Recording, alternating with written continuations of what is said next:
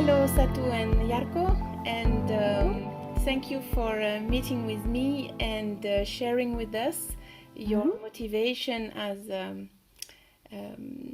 change agent, murrosagentti. Would you like kindly to introduce you and share with us who you are and what you do in Pirkanmaa region? Yeah, okay. So I am Satu Mattila, and this is my husband. Jarkko Mattila. Yes, and we live in Vesilahti, about 30 minutes from Tampere, in Kurki Eco Village. Kurjen Tila is the real name of our home village. So ecological communal village, that is where we are coming from. Okay, and you created that village or you arrived when it was already created? Yes, we have been creating it, but when there was this like a 10 years period to look for the place, so then we were like on and off in that process, but mainly we have been in this process from the very beginning. Okay. Yes. At least they're in Vesilahti since 10 years ago. Okay, and how many people live in the village today, more or less? More or less 30, a bit, yeah, more or less 30 is living permanently. Okay, and I understand you have a program of welcoming volunteers. Is it starting again this year or? No, not this year. Finland didn't approve ESC volunteers to come into the country. So this year we postponed our project. So it's starting next year in April or May. But it's gonna be our 10th volunteer group that we are going to host. Okay. Okay. And so these young people coming a little bit from everywhere are helping you, and you are sharing with them your knowledge about everything related to ecological lifestyle. Is that correct? Yeah. They are coming from Europe, different European countries. We host 5 to 6 volunteers for 5 to 12 months, depending of the year, how long project we are having. Okay, so it's a village with mostly Finns living there, but also international. With that program, there is a melting pot happening, right? Yes, okay. yes. This is great and rare in Finland, so this is really great. Yeah, and nowadays after 9 groups, we have let's say 2 or 3 foreigners nowadays living or taking part of our work there in. Yeah, so the volunteers have stayed in Finland and nearby, and they are often in contact, and nowadays 2 of them are living with us also. Okay, great. And I imagine that starting an eco village is not something easy. Making it happen, running it with other families, like I'm sure there are many challenges, and I would like to hear from you what was your motivation, because this is a life project. This is not something you do 1 year or 2. It's kind of forever. So were you both coming from very sustainable families, or was it new for both of us? Like what was the motivation to start this? I could say that my motivation was she. Yes, that is really common in our village, that it has been like that. Women want this and men are like, okay, let's do it. But then they start to find their own motivation. But that has been the story in the beginning. But yeah, my motivation was the community living. When I was a kid, I used to play football, and the team and the members we were kind of a community. And when I grew up, became an adult, and there wasn't this kind of really close by community next to me, and I started to feel like, oh, something is missing. So for me, what was that, and also that I for some reason, I started to feel like I want to live in the countryside. I started to feel that I want to live closer to nature with more silence environment, but not by ourselves. We have a lot of kids, so we wanted that kids also have people around them, not just isolated somewhere. So this kind of reasons in the beginning. Okay, so for you, human relationship is very important in the village. So it is as important as, I assume, eating organic as much as possible or autonomy. It's the same level of importance for you. Okay. Yeah. Great. Okay. And with everything you have learned from all the challenges and victories, like from the journey, how today, when an obstacle is coming or a challenge is coming, how do you process it? What have you, because change is very hard for everybody and so we are all struggling with resistance. So would you like to share a bit about that? You mean how do I or how do we in the village process that? Both. Yeah. Okay. Jarkko is easy to say because he's always saying that I don't think about it. I just go through. Or something like that. Yeah. But for me, it's I like to listen some meditative music, go to many walks, really digest things by myself, but also at the same time with my neighbors and having a dialogue.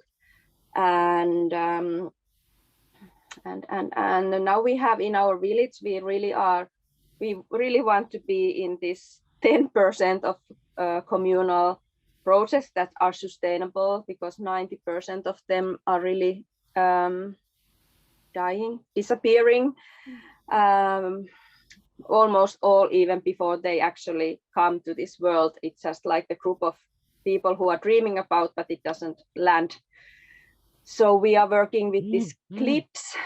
It's a Gen Europe Global Eco Village Network Europe. They have run this project and we are their Finnish partners. So really to find tools to help, to communicate, to solve problems, disagreements, to have a plan how to go through and what kind of different methods we can use. So we are now really actively starting to learn those tools and so right now we are just going through what all the nightmares we have gone through. So we are talking a lot, sharing with a really refreshing atmosphere and trusting, building the trust again. And everyone knows that we need to work together to do it.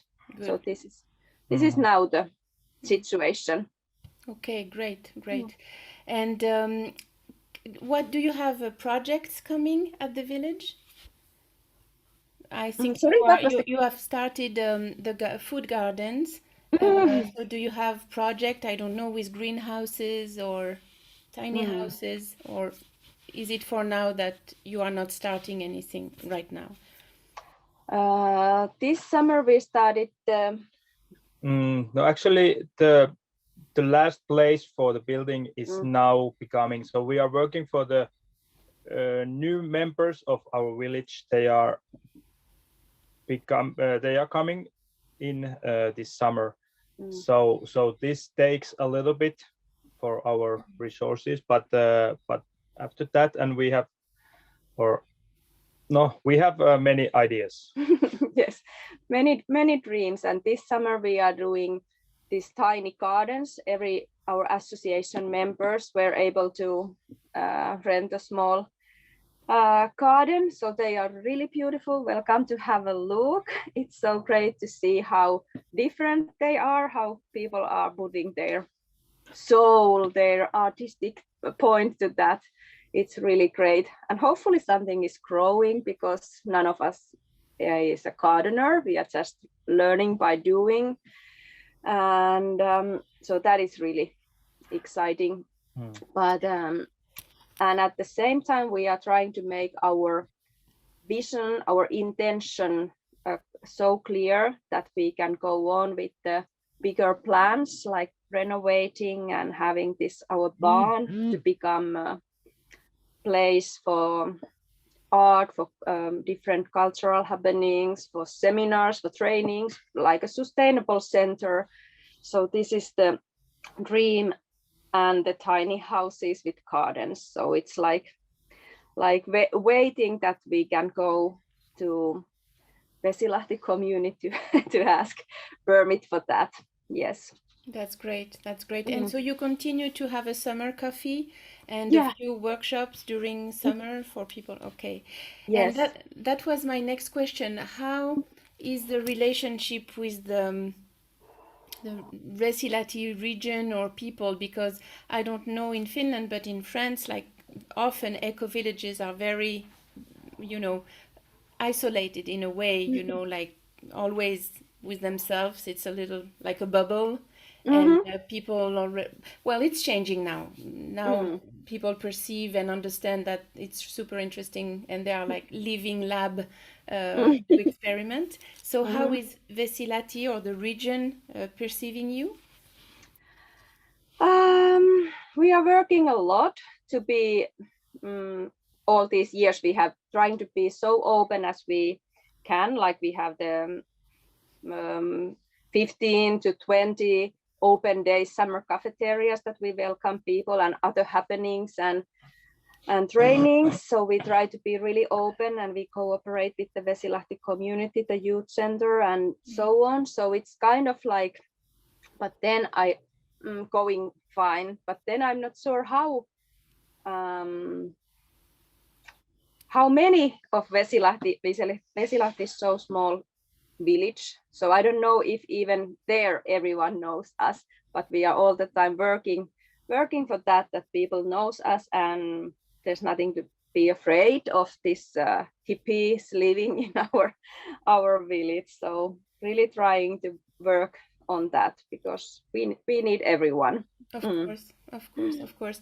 And would you like to be more sustainable? Is there something you would like to develop to be more sustainable? You are already autonomous with energy, more or less? No. So there's a lot of, but then for now it's mainly that I would like to concentrate to having a agroforest, like a forest garden that could produce food for unemployed, the poor people. How is that the correct word in English? Low income people or whatever.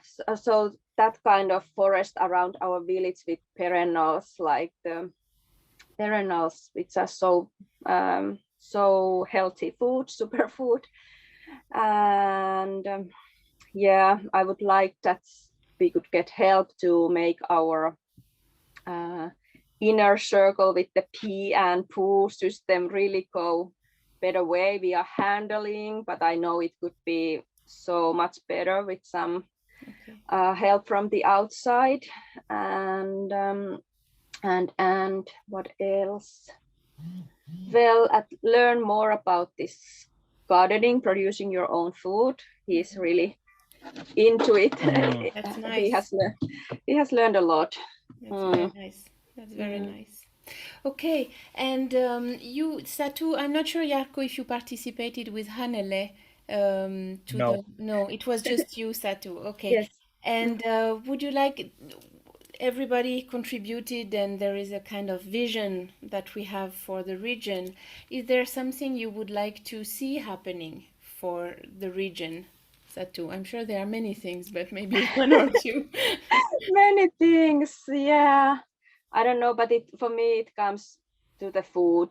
I mean, I would like that cities, they will not put anything growing there which isn't eatable, which isn't perennial, that people can eat. They can iFood and soul food and nutritious.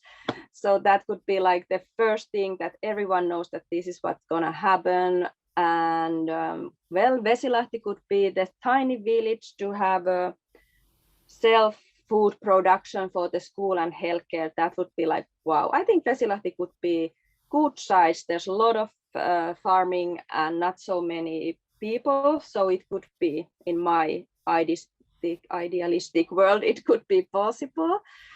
And to see countryside as a sustainable place, I think this is taking too much energy in this time that we are fighting, which is more sustainable, the city or the countryside. I think that is just something to throw away and concentrate on making everything as sustainable as we can. Okay, that's great. Thank you very much for your energy, for everything you're doing, and for your time this morning. Okay, thank you. Thanks a lot,